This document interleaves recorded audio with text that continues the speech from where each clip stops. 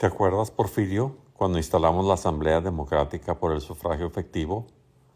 La pregunta parece ociosa porque tienes una memoria prodigiosa. Este video es nuestro testimonio. Hoy, rumbo a la elección de 2024, con un presidente traidor a la democracia, necesitamos organizar una lucha similar.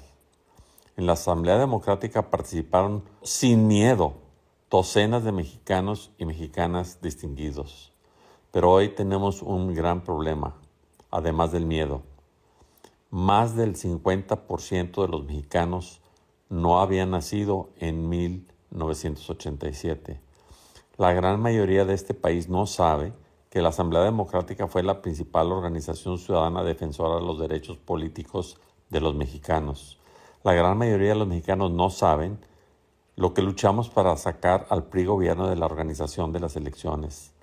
Aún así, con toda esa lucha, no logramos evitar que Miguel de la Madrid y Manuel Bartlett llevaran a cabo el fraude electoral de la elección presidencial de 1988, después de todo un sexenio de fraude patriótico, como le llamó Manuel Bartlett Díaz burlonamente, que fue el principal autor intelectual y material.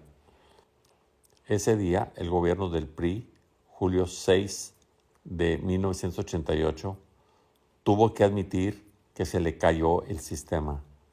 Gran parte de los mexicanos tampoco saben que la Asamblea Democrática evidenció el fraude a nivel internacional y que gracias a esa presión, el gobierno de Salinas, que quería firmar el Tratado de Libre Comercio, se vio obligado a transitar hacia la democracia.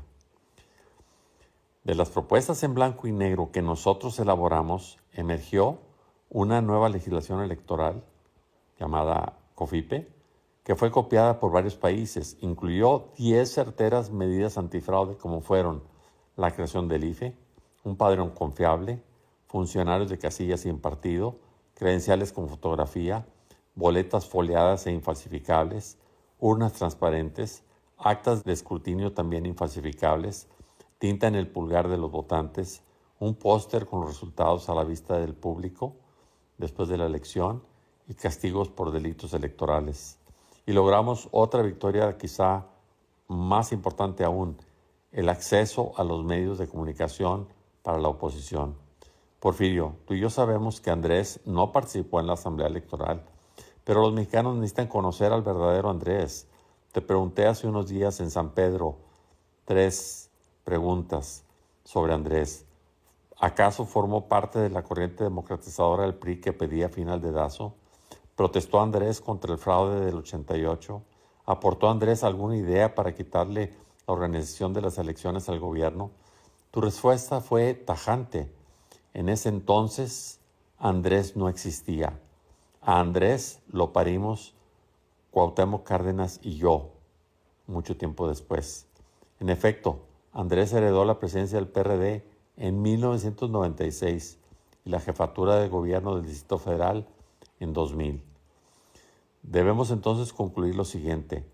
Logramos sacar al gobierno de la organización de las elecciones gracias a los esfuerzos valientes 100% ciudadanos. 2.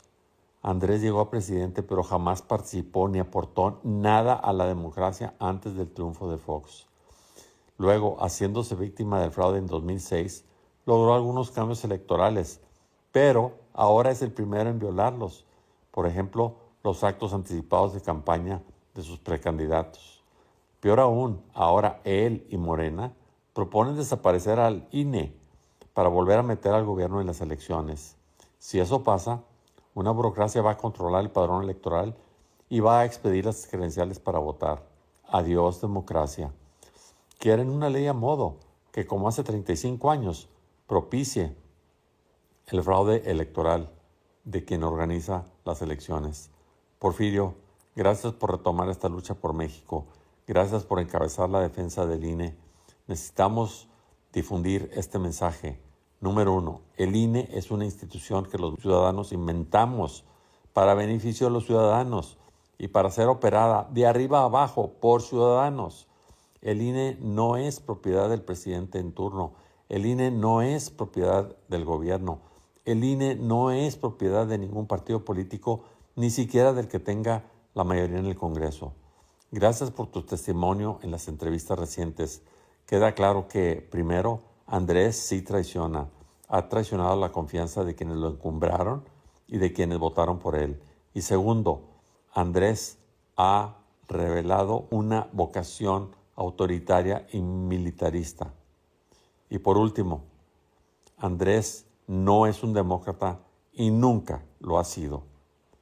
INE sí, AMLO no.